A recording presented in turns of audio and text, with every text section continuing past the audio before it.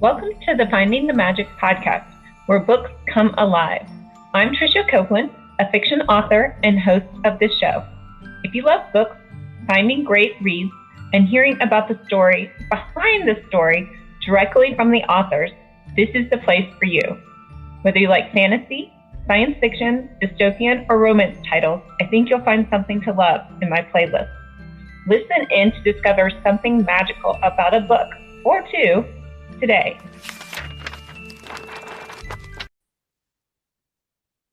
Welcome, Blake.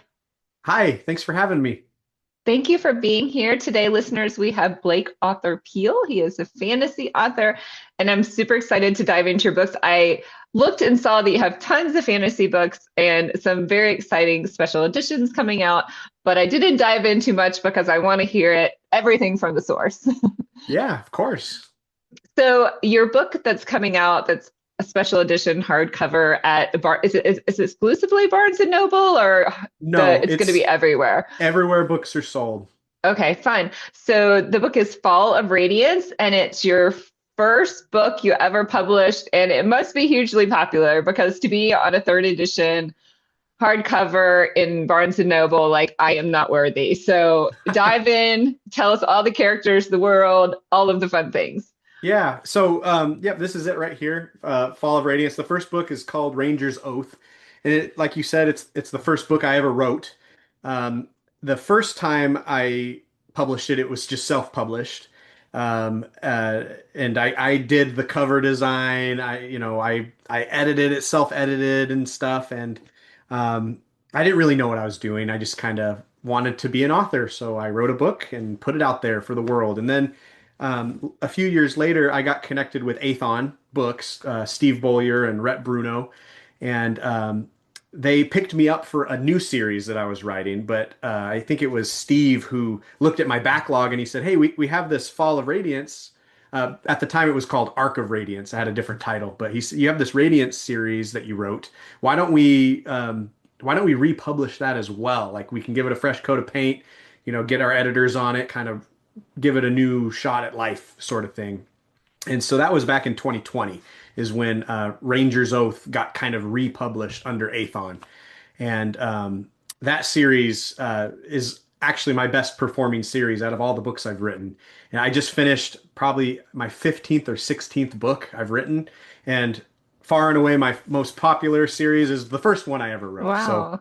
that's pretty cool. But one of the cool things was when we were going through the publishing process with Athon, Steve was asking me, "Hey, do you have any ideas for like audiobook narrators?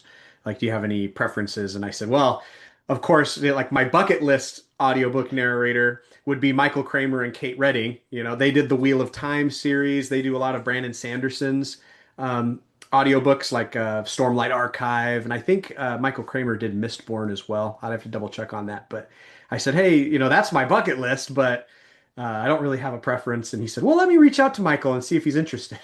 And they reached out to Michael Kramer Oh, and Kate Redding. They sent him a copy of the manuscript. They were interested, and so they did the series for that. So that was like a huge thing for me because they were like my dream narrators, and the fact that they narrated my first series I ever wrote was very cool. And so now, 5 years later, Athon has merged with Vault, and they were able to get a distribution agreement with Simon and Schuster, and they basically picked out of all the books that they've published, they've picked different series to go into bookstores, and mine was one of the ones they picked, and so that's where we're here. Book one comes out March 3rd, and then book two is going to be coming out a few months later. And so it's just kind of a whirlwind. I'm still kind of getting used to the idea, but really excited for these books to hit bookstore shelves. that is super exciting. Do you get to do signings too? Are you gonna be in some stores in person? Yes, so Athon has very kindly, they've been setting up book signings and different events for me to go to here in Southern California. I live in Southern California, and so I'll be going to like Huntington Beach, City of Orange, San Diego, Barnes and Nobles, and some other like more independent booksellers. And so I'm very excited, very nervous about that. I've never done a book signing before, so this is all pretty new to me, but yeah, I'm excited to see what happens. That's super fun. I'm sure like your fans of the series are gonna love like meeting the person. So I'm always the same. I fangirl for girl on my author. Yeah. Well, I do too. So, yeah, it'll be interesting to be on the other side of that. And yeah, yeah, it's very exciting time. Fun, fun. Well, tell us about the characters, the premise of the series, what we expect if we are going to start reading. Yeah. So, one reviewer on Audible, I believe it was, said that this series is like Wheel of Time light. And they said that in their review. And I actually thought that was a really, really good way to describe this series because it does, it is like an epic fantasy. It follows a lot of the same tropes that you see in a lot of big, sprawling epic fantasy universes.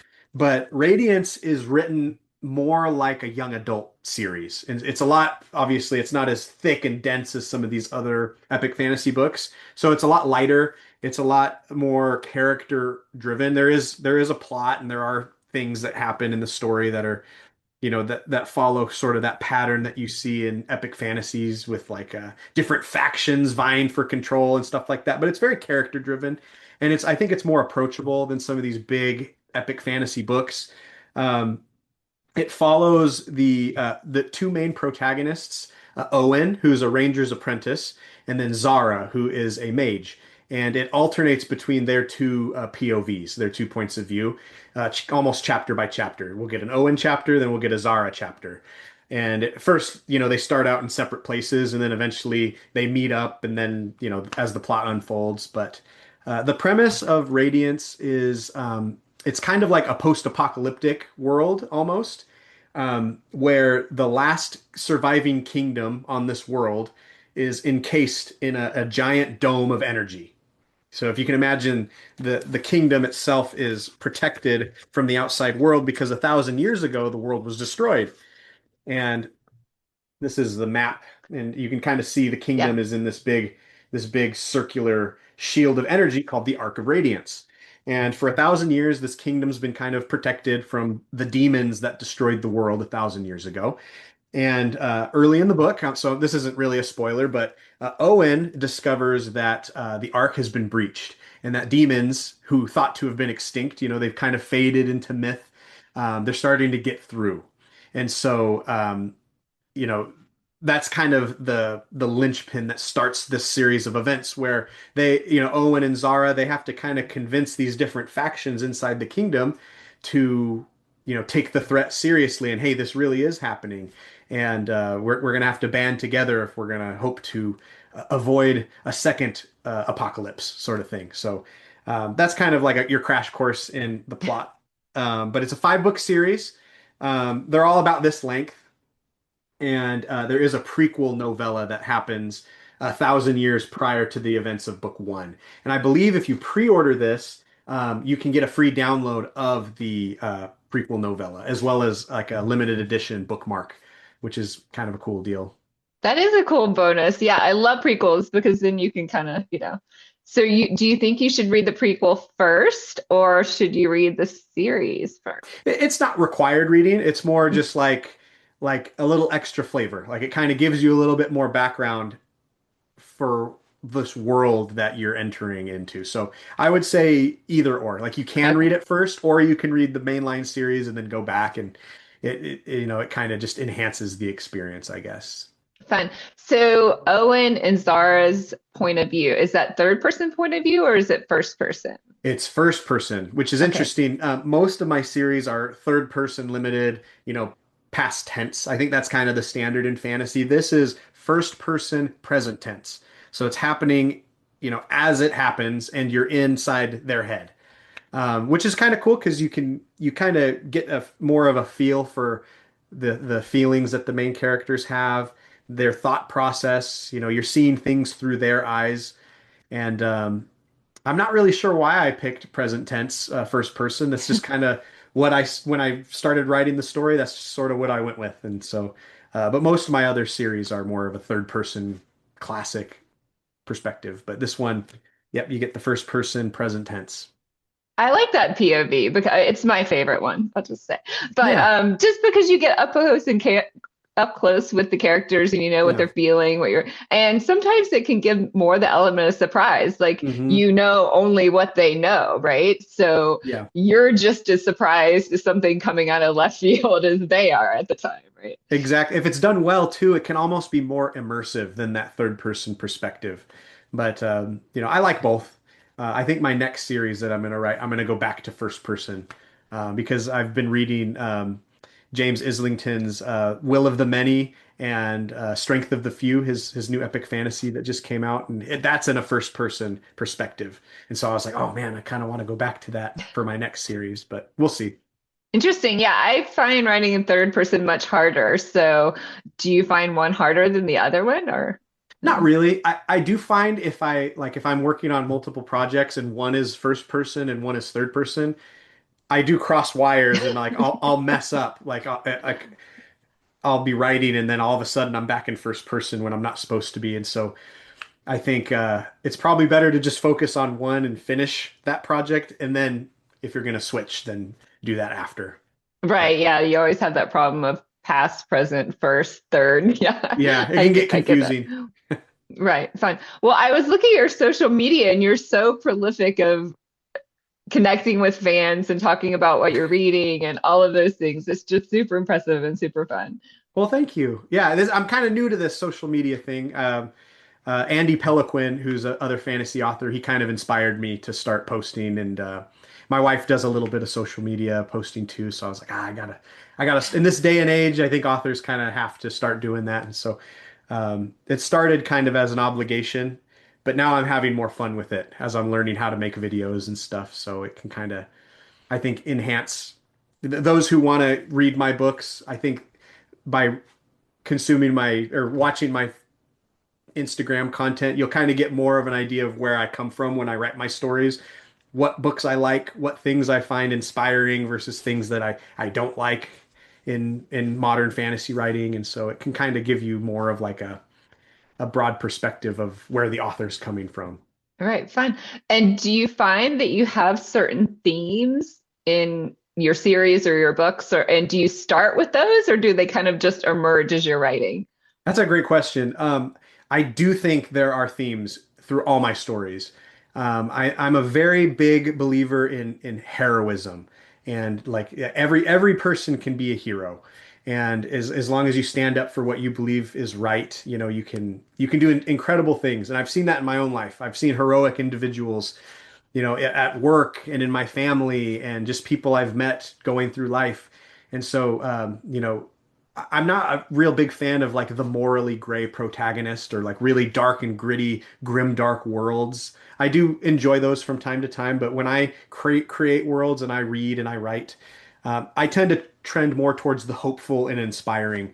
And you can kind of see that trend if you read all my different series. The protagonists kind of start small. They start, maybe on the weaker side, a little more timid, and then as the story progresses, they find their strength and they learn to overcome their challenges. And I love that about fantasy, sort of the heroic journey of it. And but I don't start with a theme in mind. That's the funny thing is I kind of start with the character in mind, like what kind of character and what kind of world are they going to inhabit. I have some vague ideas for plot, and then I sort of discover themes and big plot events along the way. I'm like a mix between um, a pantser and a plotter. Like I'm like right in the middle because I do need some sort of a plot when I start writing, but then I also like having the room for exploration where I can kind of jump into the story and say, well, okay, wait a minute. They're faced with this challenge. Like, what if they did this? I don't want to be like forced into a box when I write, by a very rigid outline. I kind of like having the freedom to explore things. And some things just happen in the moment, and they come to me as I'm writing. I'm like, oh my gosh, this is so good. So yeah, I think I like to discover things along the way, and the themes included.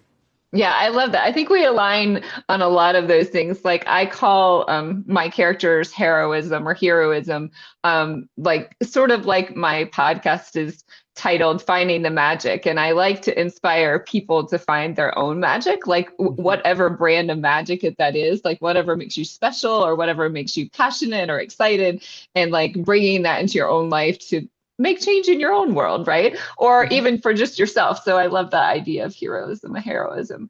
And I'm very much like you. Like one time I tried to do an outline and I was like, I'm bored. I can't even do this anymore.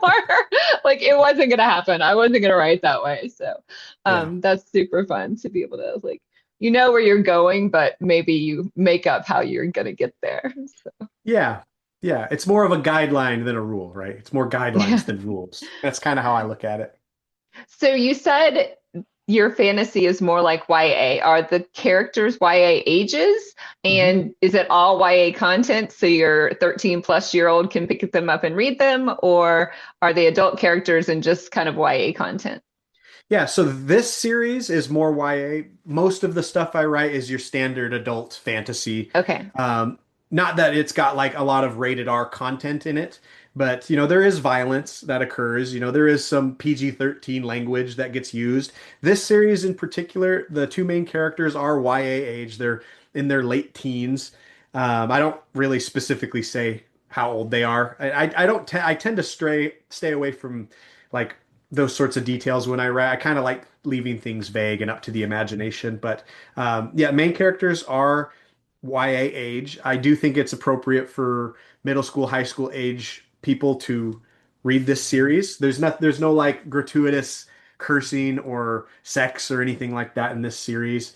But there is a little bit of violence, if you're uncomfortable with people fighting demons and the odd decapitation, then you may feel uncomfortable, but it is, I would say it's like a PG-13 movie in a book. That's what I would Fun. Well, define. you could always skim that paragraph, right? True. Yeah. Yeah, I never tend to get too gratuitous with violence in my books either. Right. Well, this series sounds amazing. Fall of Radiance is the series with Ranger's Oath coming out in March, and then the Mhm. second one, special edition, coming out in April. What about your other series, Frost World? I think I saw that one. Talk to me about that one. Yeah, Frost World is an epic fantasy, but it's also like a lit RPG. So for those unfamiliar, lit RPGs, literary like role-playing games. It's got game-like elements in the story. So the main character literally like levels up and gets like better gear and stuff. Frostworld's actually the series that kind of got me in the door with Aethon. And then they looked back and said, "Hey, let's also publish Fall of Radiance." And so I think they kind of got published around the same time together. But Frostworld takes place. It's like a Viking style world. It's literally like if you imagine a world covered in ice and snow with Viking clan holds and a rigid caste system. That's sort of the world that Frostworld is built on. The main character's name is Jarl. He starts out as a lowly farmer, and through sheer grit and determination, he sort of levels up and goes on this journey to fight an existential threat that's threatening all the clan holds. And that one's a really fun read too. Very different from Fall of Radiance. That one is more adult oriented. Not that there's anything gratuitous in it, but I would not classify Frostworld as a YA story. Fun. Okay, I have to tell you, this is a funny story because obviously we mostly know what cosplay is. You dress up, you pretend to be characters, and lit RPG is kind of the same for me. Like, I have never, I mean, I've seen a lot of people do it, been to bunches of cons, but never dressed up myself, right? So, in all this time, I wondered, like, cosplay, where did that word come from? Like, literally just yesterday, I was driving my car, I was like, costume, you dressed up in costumes. Oh, it's cosplay costume. Never mind. I am See, like, I didn't know that. You just taught me that. I actually didn't know where that word came from. and my husband was like, yes, I knew this for years. I was like, okay, I am Yeah. so embarrassed about this. But yeah, so I've always wondered about these game-based books because I was wondering, okay, are you playing the game? The people aren't playing the game in the book. They're still living their lives, right? hmm It's just that they have elements of gaining more tools maybe to go along their quest by achieving certain things in the Yeah. book, I guess, right? Is there Yeah. society kind of structured that way so that they know the rules of the society and they know if they achieve this one level, then they'll get to this next level. It's sort of like in a job, right? When you achieve these skills, then you get to be manager, and you achieve these next skills, you get to be, I don't know, general manager or Yeah. something. Is that sort of how it's structured? Yeah, so in Frost World, I mentioned there's a caste system, and that is literally like where the leveling and the classes you could say comes from. So you have like your farmer caste down at the bottom, and they can't like progress and get stronger as they, because they're born into it. And then you have your warrior caste or class called the Battleborn, and then you have like your sorcerer caste or class called the Fireborn. And the whole point of Frost World is Jarl is born as a farmer, and so he can't go on to become a warrior and win glory because he was born into this rigid caste system. But he finds a way to break out of that and to become a battleborn. And I don't want to give away too much, but basically he learns how to change his life's course and then kind of level up from there. And that's, I don't know, it's an interesting story. Every book series that I've ever written has been different from the last, and maybe it's just because I just like variety and I like changing things up. But that was kind of my first foray into the lit RPG progression fantasy genre. Mhm. And do you play the games too? So you're kind of new that world, or you just like learned as you go? Yeah, no, I play games just like most people, and Skyrim, I guess you could say, was a big inspiration for Frost World because it has that Norse Viking kind of vibe. But yeah, I've always played D&D and video games and stuff, so it kind of came naturally to me to write a story like that. But my newest story that I'm writing right now, um, that is more just like your traditional classic high fantasy. There's no lit RPG elements to it. So yeah, I kind of bounce all over the place, and so that's why when people ask me, what genre do you write, I just say fantasy. Yeah. I write fantasy, all different flavors of it. Put it in a bucket. Well, you'll laugh at me because my kids laugh at me there. I haven't moved beyond Wii video games. So that's Oh, my that's all my skill that I have. nothing wrong with that. So of course everybody plays video games unless you're challenged. Well, those all sound amazing. So you have Fall of Radiance, Frost World. I think I saw Sage World too. Is that a different series? Sagewood, Sagewood. Wood, sorry. Yeah. Yeah, that one is also very different from all my other series. I wrote that one with my wife, actually. We co-authored that together. And that one it's also kind of lit RPG, but more like your isekai, portal fantasy, progression fantasy. Basically, the main character, Matt, he's a normal guy living on Earth, living his life, and his grandfather dies. He in the very first chapter, he just gets back from his grandfather's funeral, and his grandfather has given him a ring. He inherited a ring, and a letter, a very mysterious letter that his grandfather wrote. And he puts the ring on, and then he gets transported to a different world. And he wakes up on a farm, and the farm has fallen into disrepair. And he basically inherited a farm on a fantasy world, and his grandfather, you know, obviously had some secrets that he was keeping from people. And so when he died, he gave this farm to Matt. And so he interacts with the population, he works the land, and he makes a bunch of magical friends along the way because it's a fantasy world. And this book, I would say, if you've played a game like Harvest Moon or Stardew Valley, like those sort of like slice of life farming RPG simulation type games, you would probably like Sagewood. It's more lighthearted than my other books. The stakes aren't as high. There's a lot more humor in it. It's kind of more of that slice of life sort of vibe compared to some of my other more epic fantasy type books. But Sagewood's a lot of fun too. And like I said, I wrote that with my wife, and that was a very fun experience. That seems really neat. I am wondering now if you ever sleep. Ah, yeah, not as much as I should. And you said you sometimes you bounce between projects. You're working on similar projects or say a couple of projects at one time. Do you like go back and forth between your series, so you're kind of moving all those along?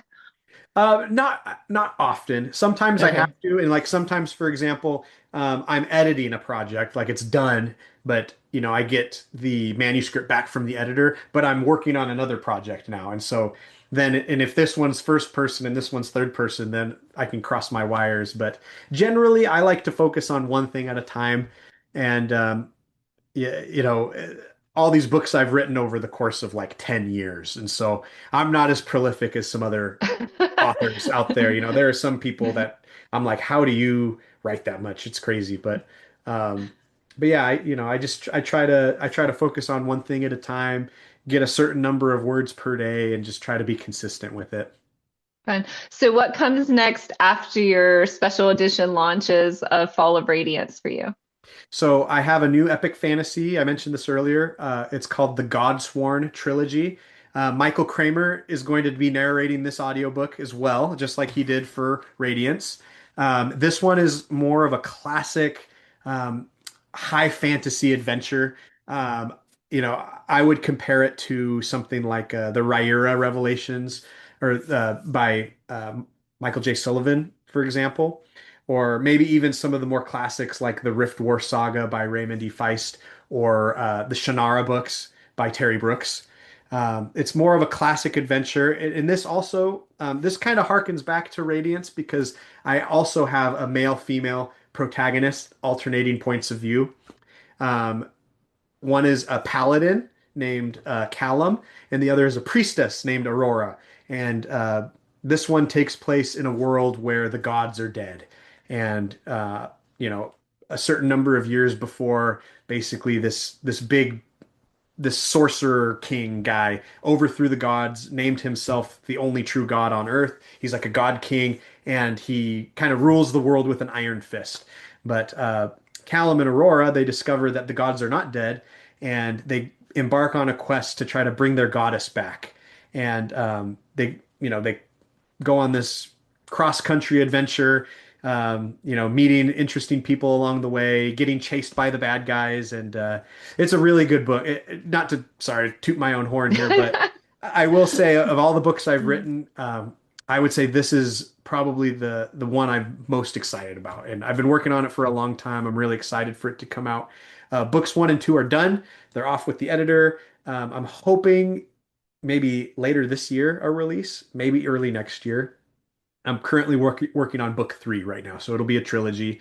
And these ones are big. These are the biggest books I've ever written. Book 1's 160,000 Oh, words. wow. Book 2's over 200,000 words, and book 3 will be even bigger. So these are big, chunky, epic fantasy books. Well, you can see my cat approves. He's very interested. Good. We love those big chunky. Okay, something bad is going to happen if he sits there. Sorry about That's that. okay.